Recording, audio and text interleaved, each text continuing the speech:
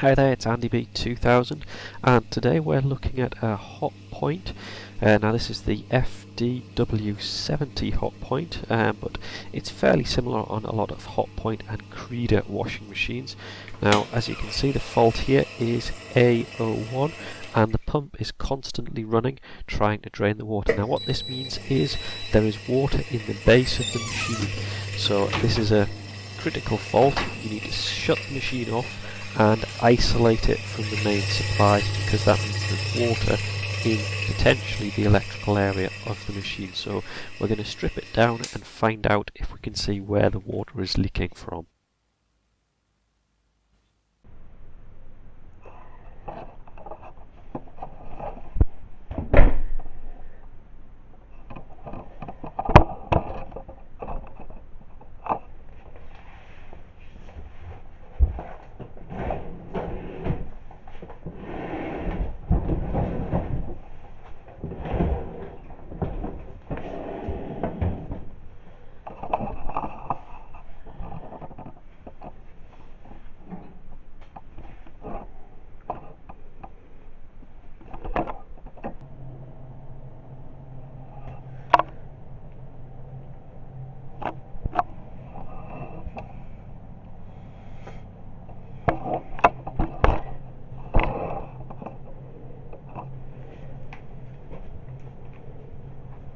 So you can see by tipping the machine back, then the water starts to flow out of the underneath compartment, so you can tell that there's a lot of water held in there.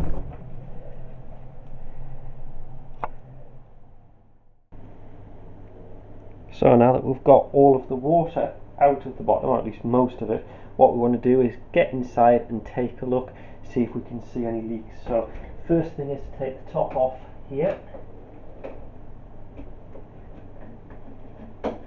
It's the same on pretty much all of these ones.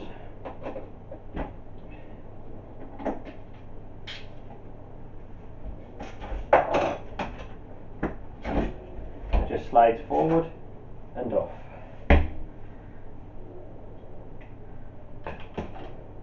That gets us to the top part here. Just take these off. And then what we can do is we can take the back panel off, which is also part of the sides too. So we'll need to take all of the side screws off, which then lets the side panel, and this is just a plastic cover, so we'll take that off as well so we can see what's going on. So on the back here we've got this plastic which you just unfold from the sides, from the top and the bottom, and we can take that off, and now you can see the middle water pipe, and also down the sides here you can see all of the screws that we need to take the side panel off. And then the important one is down at the bottom, just out of shot there, you can just see this bottom panel here. We'll take that off as well so we can get at the base and we can have a look at all of the pipe work down there.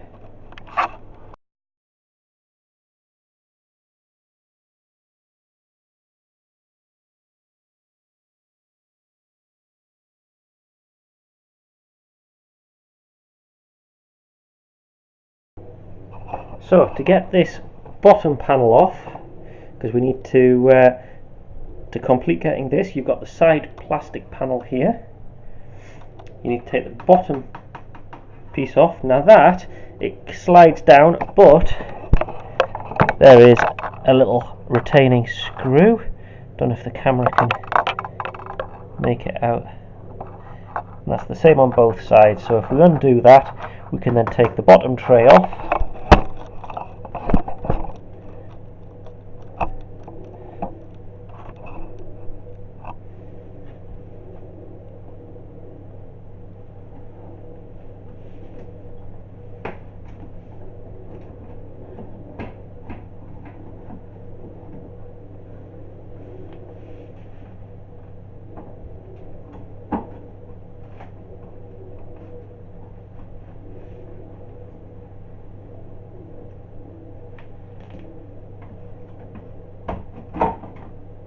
we go.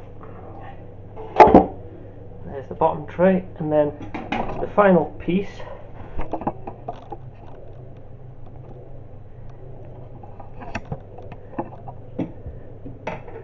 just there. We've got that final screw that will then let us take the side panel off. So if we're going to do that one now.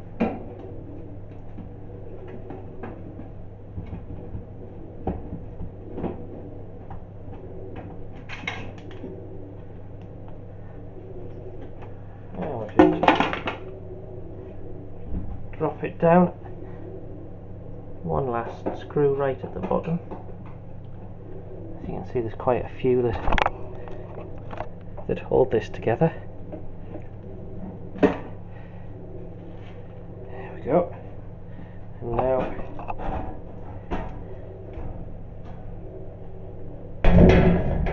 we can lift the side panel off. Now we've got the side panel off, this being the left. As you look at it from the front, we can start to have a look, see if we can see any leaks. Now, so far, I'm not seeing any particular leaks or wet patches. Obviously, this is all foam, so this would get damp. I don't see any coming out of the pipe work. So far, the pipes look okay to me. What we can do is just lift this piece up, fold it over the top, and then we can get right down to the bottom here, and we can see a lot of the base equipment. You can see the pump motor. The pipe closest to us here is the mains water inlet. Now again, I'm not seeing a huge puddle of water in the bottom here, which on ours is a good sign,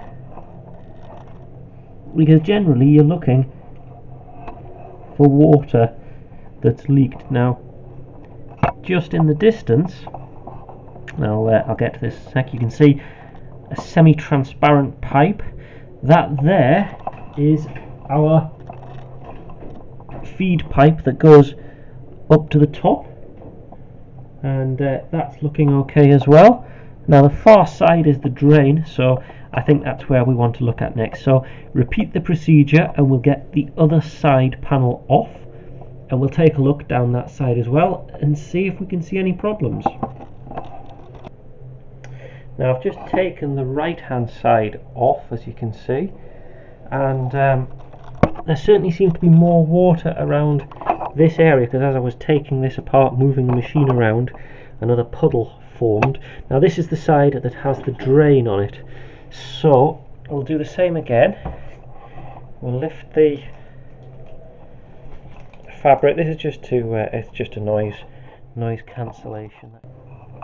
So what we've got a puddle of water sat in the bottom right there. So now what we need to do is start to have a look at things like the hoses, the pumps, etc., and follow things through and look for a wet or leaking joint, and hopefully we'll be able to track it down just by looking around and seeing what you can see.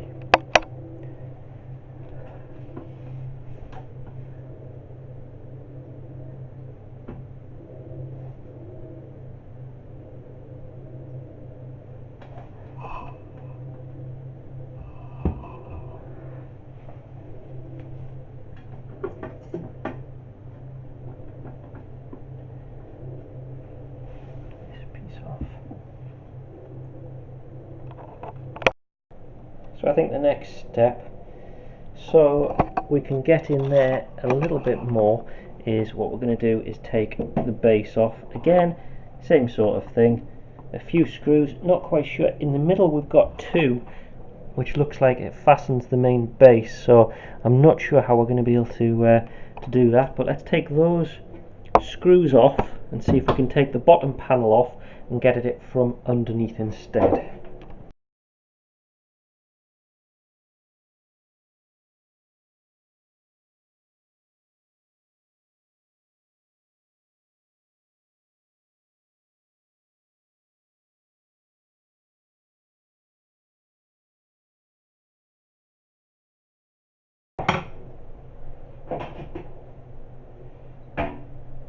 Okay, so what we've got there is we have the water sensor.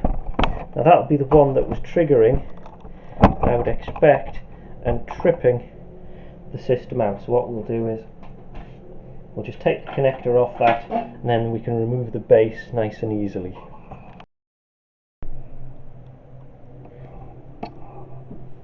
Now we've got the base off, so after looking around inside, this piece here, which is the waste drain flexi pipe, and obviously this is the pump motor, is the one that I suspect. Now the reason is there's some marks around here, as you can see. Now that makes me think there's been some sort of a leak, so the easiest option for that will be to take this piece off, which is the motor itself, and that you can do, just simply unscrew that, and then this twists off and disconnects from the fitting there. So we'll take that off.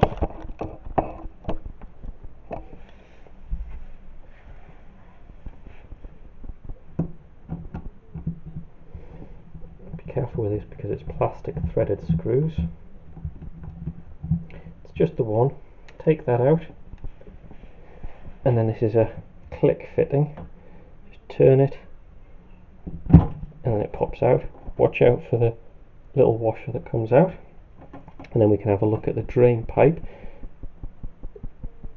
and as you can probably see, it's just started leaking. So we'll take the power connector off for the pump, and then we'll tip it up and have a look, and there we go.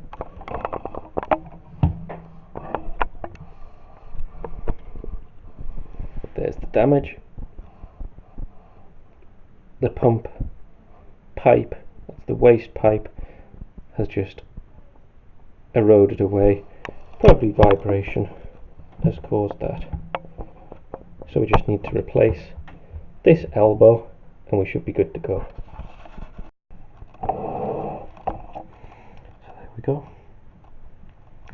What I've done is removed the clamp just by squeezing it together with a pair of pliers, taken it off the pump itself, and basically